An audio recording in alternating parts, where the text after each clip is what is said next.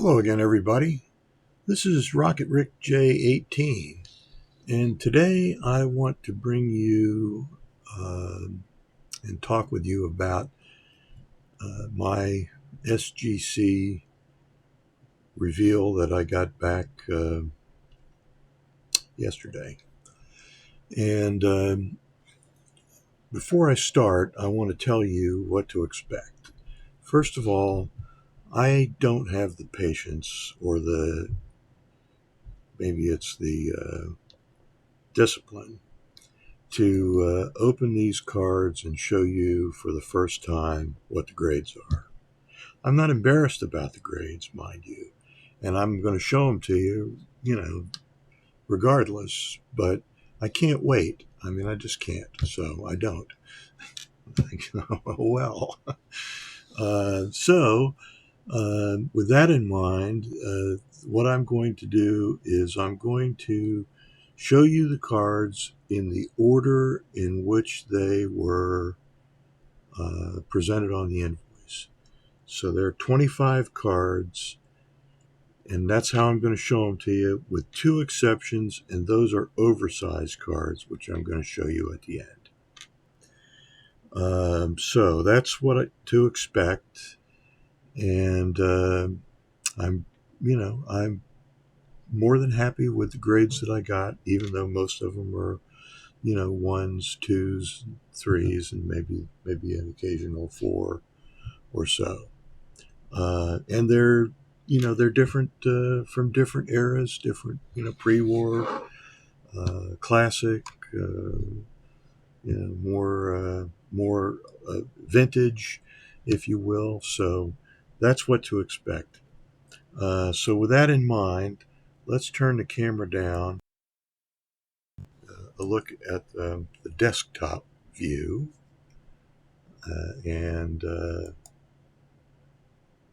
okay, so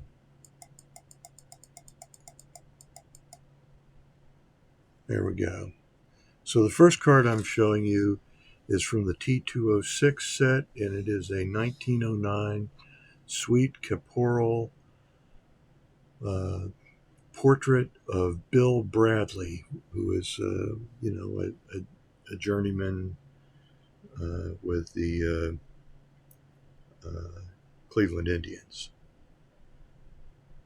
I think I'm not even sure if that's what they were called back then. I believe that's right, but if somebody knows better, please let me know, and I'll start calling them that. Anyway, so that's card number one, which is in a SGC 2. Nothing special about any of that. The next card is also a sweet cap, and it is the Abatticchio blue sleeves card, which I got solely because I saw these cards presented by Peter B. on his Tobacco Card Tuesday, and I thought, wow, that's really cool. So I bought a couple. And so here's the first, the blue sleeves version. It's the 1911 sweet cap at Abatticchio.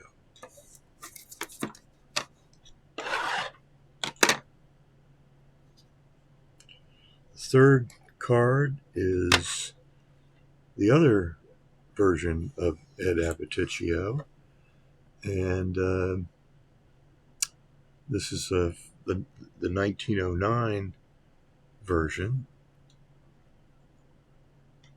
So the blue sleeves was later, and then this is the brown sleeves, and it's in an SGC 2. The next card is the 1909 Sweet Caporal of Joe Birmingham.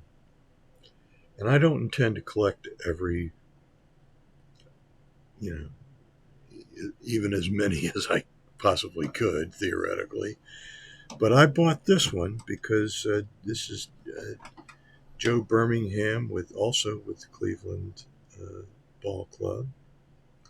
And I bought it because I think it's just an absolutely beautiful card. And, I didn't have to put too much money into it, but I'm glad to have it. And I think it's just perfect. So that's card number 4. Next is from the 1954 Bowman Willie Mays, card number 89, and it is in an SGC Authentic. It says because minimum size, I don't think it's trimmed. I think it's just worn that way or came that way. Believe me, there would, as you can see by looking at it, had it not been an authentic for that reason, it would have been an authentic for the tape and the scuffing, and it's beyond poor. And the back looks much better than the front, but still not so good. But I liked it, and I've had this card for a long time, and it was originally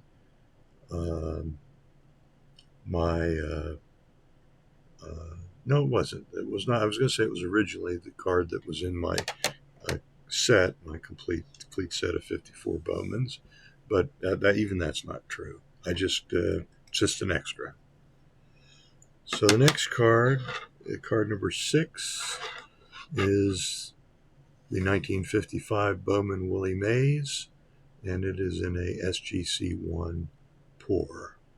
And it deserves that. Rounded corners, scuffing, a lot of wear on the corners, and on the back end, it's not very well centered. There's stains on it at the bottom, but you know what? It's a 70-year-old Willie Mays card, so I like it. And that's card number 6. Card number 7 is SGC 1.5, and that is Warren Spahn, 1955 Topps. And just so you know, and by the end of 1954, Warren had already won 166 games. Let's just take a quick look here. Yeah, 166 games. His career began in his rookie card is a 1949 Bowman. And he would go on to win 363 games in his career. And that's the most any left-handed pitcher in the history of Major League Baseball has ever won. And that includes the pre or the 19th century cards, I think. I don't believe anybody ever won any more than that. Certainly not after 1900. So that's the 7th card. The 8th card is in an SGC1. It's miscut, I believe. This is from the 1957 Topps set. It is a contest card for a drawing that was held on July 19th at the ballpark. And if you won, you would win either a chemistry lab, a microscope, or a Spalding glove.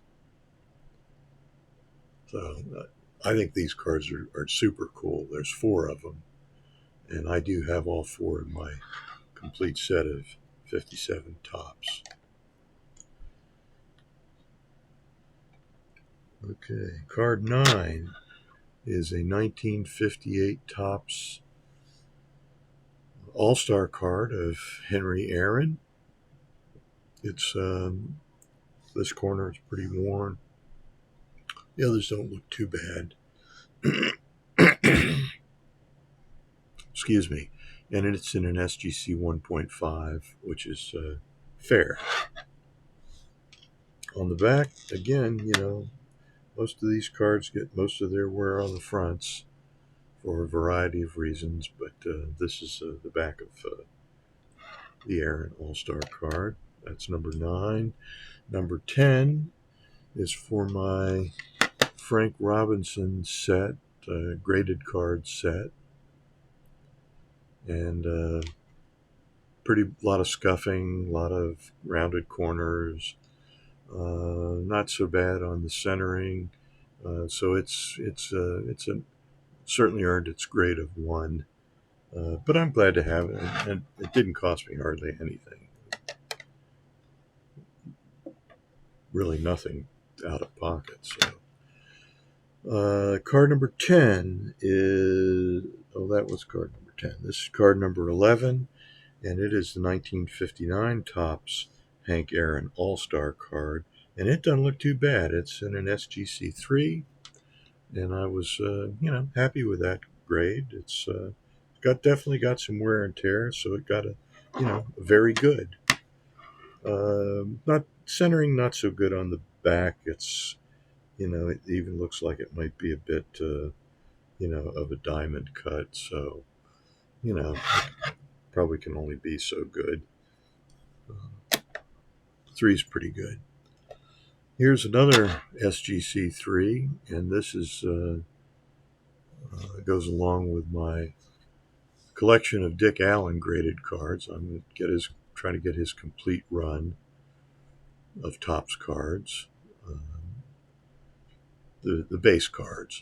I have some other Dick Allen cards as well, but I don't know that I'm going to go for every type of even every type of Topps Dick Allen card, including the inserts and the tests and all the rest of it. So this is in as I say, in an SGC 3, somewhat worn, but still, very good is very good.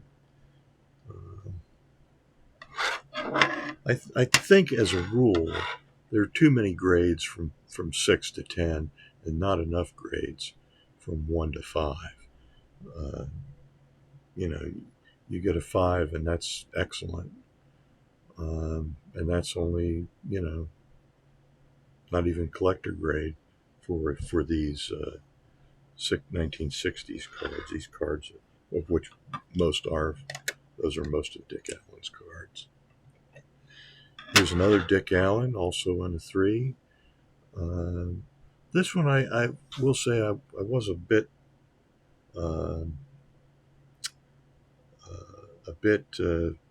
sad about this grade. I thought this card may be graded better than that, but as I look at it, it does have a touch or nick, ding, whatever you want to call it, in the bottom left corner right here. Back looks pretty good. It's off center. So I guess I'm not all tore up about it. I just was hoping it would be a little better. This card I bought from the basement collection of Dave Blue Jacket 66, and as let's see, administered.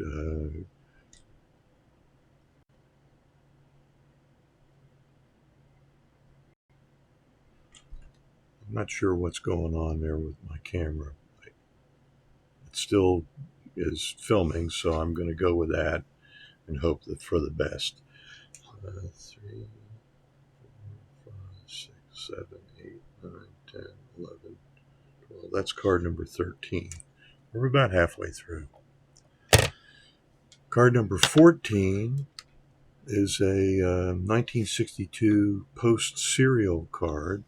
These are all these cards are hand cut unless you got them directly from the company, and there are obviously far more that were obtained on the backs of serial cards, but they had to be cut from the box, so hence they're all hand cut.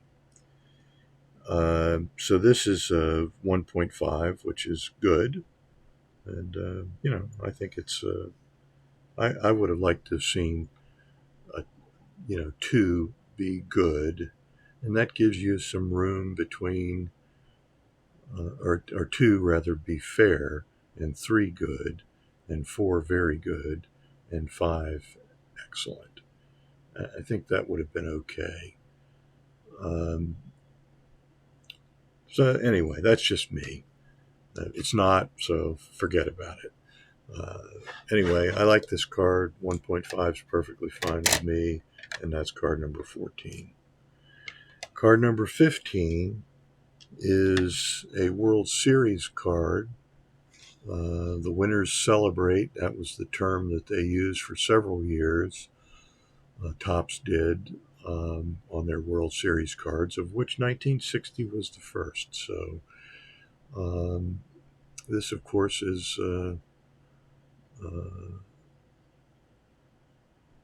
the winners celebrate version, and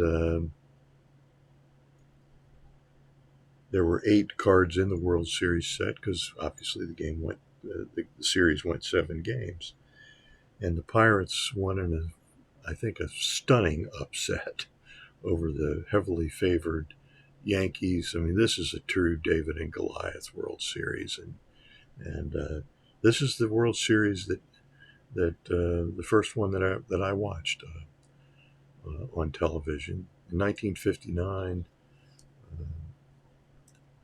We lived in by this time I had finished the first grade, and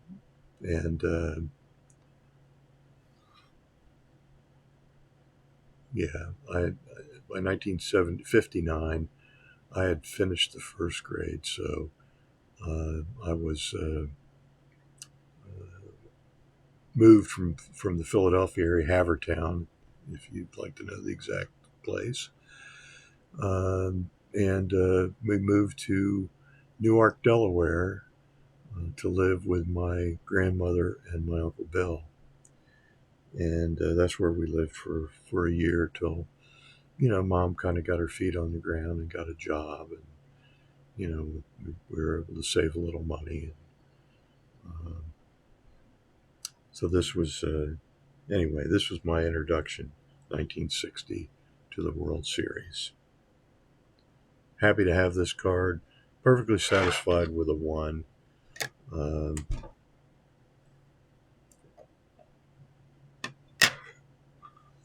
That's card number, is that 15?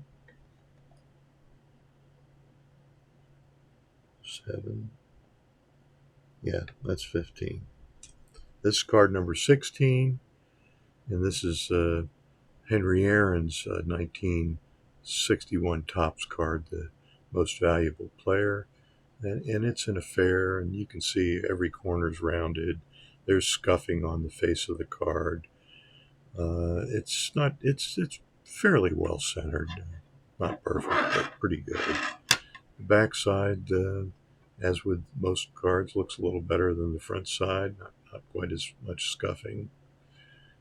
I think the backside's being just, cardboard, and, this is mostly black and white with the diamond in a light green color, or lime green color, or pale green, or some kind of light green. 1957, not only was Henry Aaron was the most valuable player, he was the top offensive player in the World Series that year as well. And anyway, these are all duplicate cards. Every card that I've shown you so far is a duplicate, and the rest of them are duplicates also. This is Same card, same type of card, the 1961 Topps MVP. This is Willie Mays in a 2.5, which is good plus. And you can see that it is off center, left to right. Or is that right to left? Anyway, it's more off center on the left than it is on the right. So there you go. Again, the back side probably looks a little better than the front side. So good grade. Happy with that. The next card, and that is what, card 19. So this is card number 20.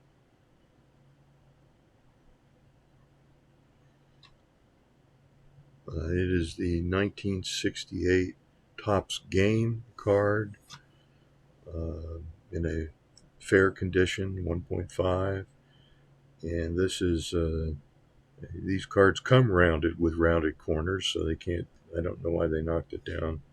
But anyway, that's probably for this staining in the back. Anyway, I'm happy with it. I don't think it was unfairly graded by any means.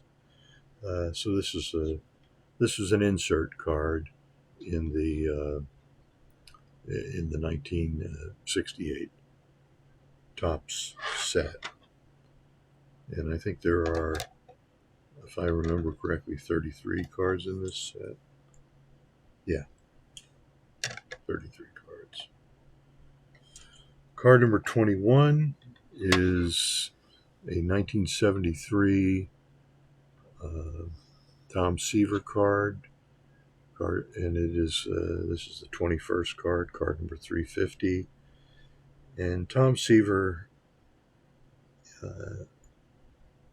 in my biased opinion, is probably the best pitcher of the 1970s. And I say that knowing that there are plenty of other great pitchers. You know, Nolan Ryan is a great pitcher. Steve Carlton is a great pitcher. Other 300 game winners like, Phil Niekro pitched a lot in the 70s. You can go on and on down the list. Whoever you like. Bob Gibson pitched in the 70s, although he mainly pitched in the 60s. But this is Tom Seaver, and it is SGC 3. The back looks somewhat chipped, as the backs of these cards often do because they're black. Pretty happy with that anyway. The next card is also an SGC 3. It is a 1971 Pittsburgh Pirates team card. Of course, the Pirates won the World Series in 1971, beating the favored Baltimore Orioles, who had won in 1970, and in 7 games, and they were even after 4 games, and then the Pirates lost.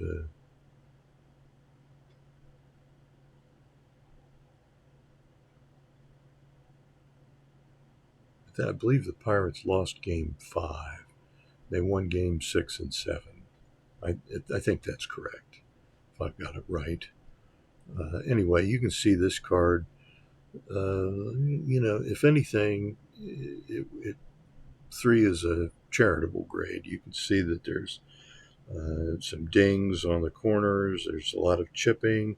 It's off center. I guess this would be off center, left to right. That is to say, the right is the thin side. Top to bottom, a little harder to tell. On the back side of the card, it doesn't look too shabby on the back. Again, that's pretty common. Easier to scuff the shinier surface of the. Not that this is a shiny card, as we now understand that term, but so there you go. That's the Pirates.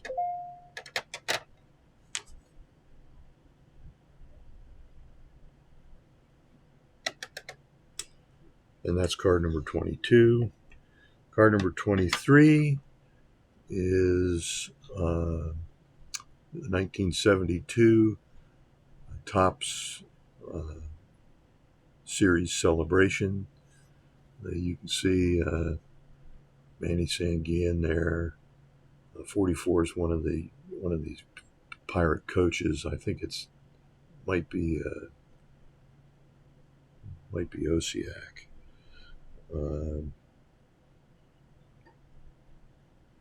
And Steve Blass was the winning pitcher in Game 7 of the World Series, which the Pirates won 2-1. Very close game. Anyway, this is in a poor condition, and again, I'm really not sure I can justify this as poor, but that's the grade. I don't question it, but at least not very much. That's card number 23. Card number 24. This is the 1973 Topps Dick Allen. Let's just take a quick look at these two cards and, tell me, do you see 1.5 grades difference in these cards? I don't. But I'm happy with this 2.5. And finally, this is a Dick Allen 1976 Topps card, which I think was his last Topps card, although he appeared in games in 1977 and 1978 with the Phillies and the, I want to say, Oakland Athletics. But he retired during the season.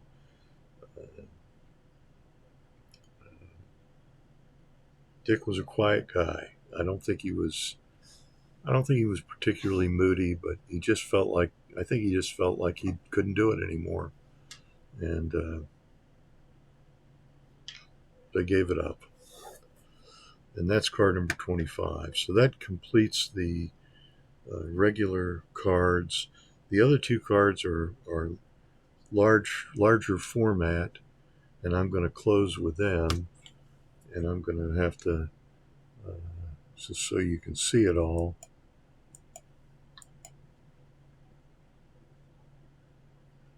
This is the 1954 New York Journal Americans. New York Journal American was I want to say a Hearst paper back in 1954. It's long since gone defunct. You can see that there is daylight around the cards, so it doesn't take up the full allotted space, and they are apparently of uneven size. I don't know if they were, I don't think they were hand cut, but it doesn't say that they were. This one is graded VGX4, and I don't think this is scuffed. I think this is just the, you can see that it's only one color printing, and on the picture. Now the card has two colors, red and black, and it says save this card. It may be worth up to $200 in cash. Today it is not worth $200. The Ed Lopat, it's worth about, I don't know, 45 or 50 maybe at the most, even in this condition. I had it graded, however, so. And the last card I'm going to show you is a pretty special card for me. It is the 1954 New York Journal American of Mickey Mantle, which is the most important card in this set. It is a little shorter than the Lopat. I bought this ungraded, And I paid more than I probably should have for an ungraded and unknown authenticity card.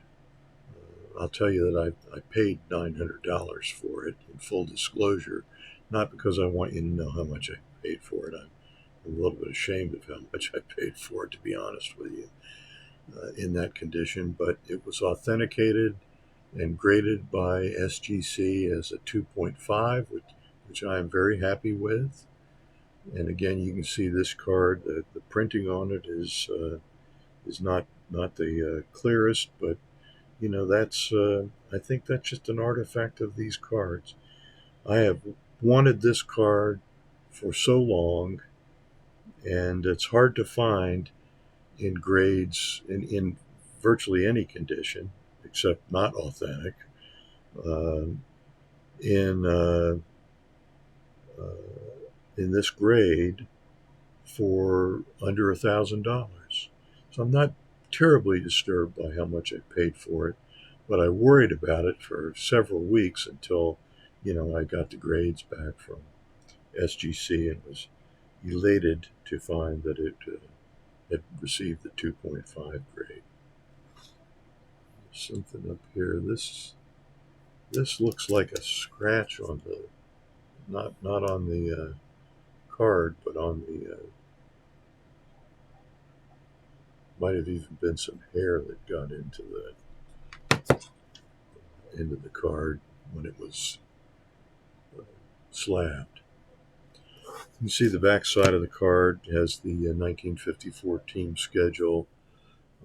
These are all the cards in this set were either Yankees, Giants, or Brooklyn Dodgers.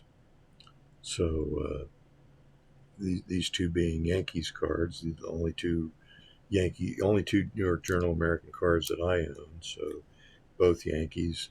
I might try to get all of the Yankees. I don't know that I have an interest in trying to collect all the. And you can see, by the way, side by side, that the Mantle card is shorter than the Lopad card.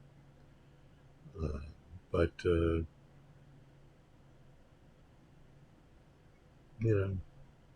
is what it is. So I'm happy that it was authenticated. I'm happy that it got a grade of 2.5. I'm happy that I didn't get stung for more money than I should have paid. I'm just happy. So that's my SGC reveal. That's what I have to show you out of that. I hope you enjoyed it, and I have 3 more cards set aside for grading, and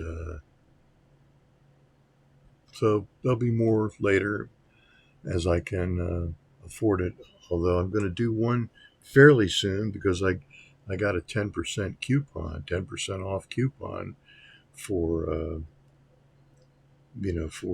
for these cards.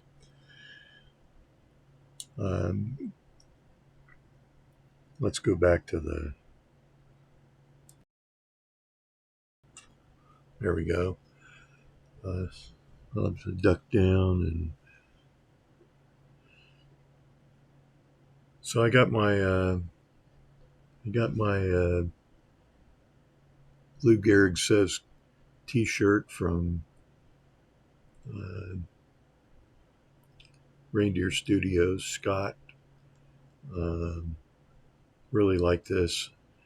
I'm going to ask Scott if he'll do a Rocket Rick J logo for me and make me some stickers, because I really like the stickers that Everyday Card Collector got, and I think I'd like to have some to give away at the